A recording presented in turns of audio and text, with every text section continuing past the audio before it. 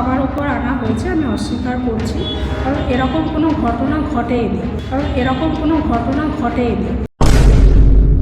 দুর্গাপুরের হোটেল বিতর্কে নতুন মোড়, বর্তমান পরিচালকদের বিরুদ্ধে সরব মিতা।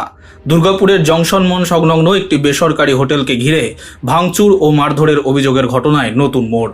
বুধবার দুপুরের সময় দুর্গাপুর প্রেস ক্লাবে সাংবাদিক বৈঠক করে ব্যবসায়ী মিতা চ্যাটার্জি মাহাতো তার বিরুদ্ধে ওঠা সমস্ত অভিযোগ অস্বীকার করেন। তার দাবি, আমার বিরুদ্ধে আনা অভিযোগ সম্পূর্ণ মিথ্যা ও ভিত্তিহীন। আমি ওই দিন একাই হোটেলে গিয়েছিলাম। মিতা চ্যাটার্জি মাহাতো জানান, একসময় ওই হোটেলটি তার লিজে ছিল। 2022 সালে বৈধ লিজ এগ্রিমেন্ট থাকা সত্ত্বেও তাকে হোটেল থেকে সরিয়ে দেওয়া হয় বলে অভিযোগ করেন তিনি।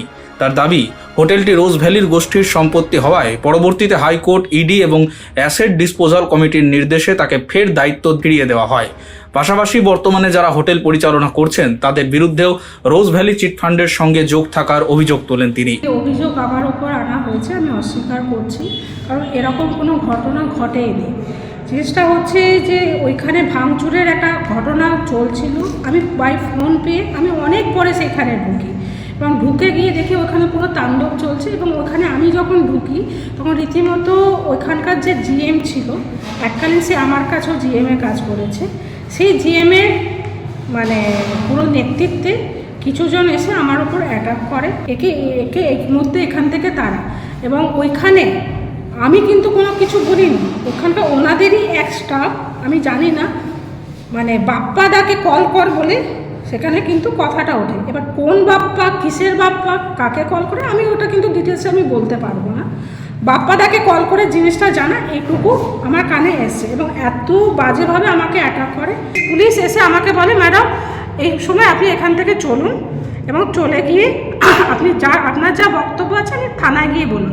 আমি বললাম ঠিক আছে, আমার যেতে আপত্তি নেই, কিন্তু আমার কথা হচ্ছে এই প্রপার্টির ওপর এখন হাইকোর্টের কেস চলছে।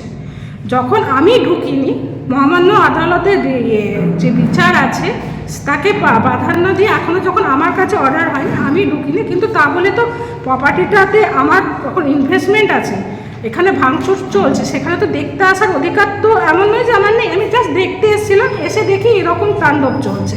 ওইখানে কে এসছে, কারা এসছে, কোন পরিপ্রেক্ষিতে এসছে আমার কিন্তু কোনো জানা নেই। আমি একটু আগে প্রেস মিটও করেছি এবং সেখানে আমি আমার টোটাল ডকুমেন্টেশন শো করেছি এবং কী কারণে আমাকে টার্মিনেট করা হয়েছিল যে দুটো পয়েন্টের ওপর, সেই ডকুমেন্টেশনও আমি কিন্তু পুরো প্রেস ক্লাবের প্রত্যেকটা সাংবাদিকের সামনে আমি কিন্তু দেখিয়েছি।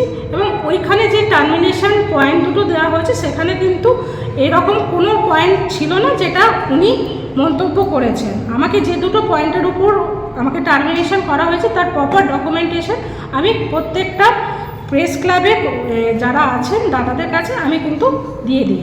কী আর চাইতে পারি বলুন, আমি বিচার চাইছি। আমার কোটি কোটি টাকা ওখানে ফেসে গেছে, আমার 3 কোটি টাকা ইনভেস্টমেন্ট হয়ে আছে, যার 1 টাকাও নেই। আজকে আমার পুরো ফ্যামিলি রাস্তায় দাঁড়িয়ে আছে। Bureau report, street voice digital.